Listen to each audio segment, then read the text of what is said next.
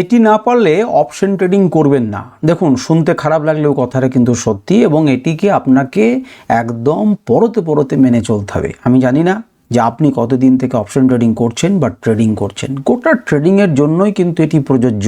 তবু অপশন ট্রেডিংয়ের জন্য তীব্রভাবে প্রযোজ্য এই রুলটিকে আপনাকে মানতেই হবে।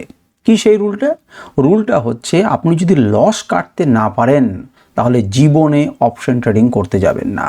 লসকে যদি মেনে না নিতে পারেন তাহলে জীবনে অপশন ট্রেডিং করবেন না।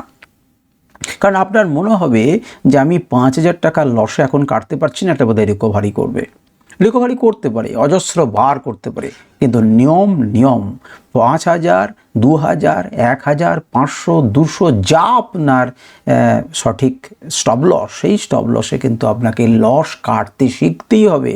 এবং মনে রাখতে হবে যে আমি একটা ব্যবসায় নেমেছি, আমার 200 টাকার রিস্ক ছিল, সেটা আমি দিয়ে দিয়েছি।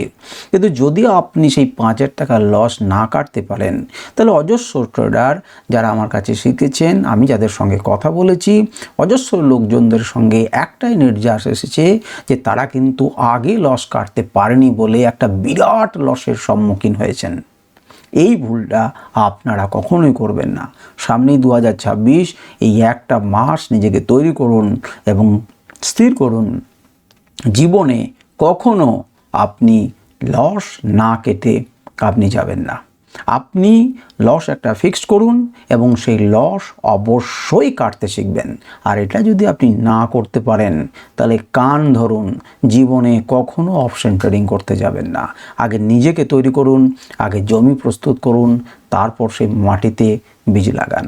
যদি এটা না করতে পারেন তাহলে আপনাকে ফিনিশ করে দেবে মার্কেট। মনে রাখবেন, সমস্ত ধরনের ট্রেডিংয়ের জন্য এটা প্রযোজ্য, আর অপশন ট্রেডিংয়ের জন্য তীব্রভাবে প্রযোজ্য।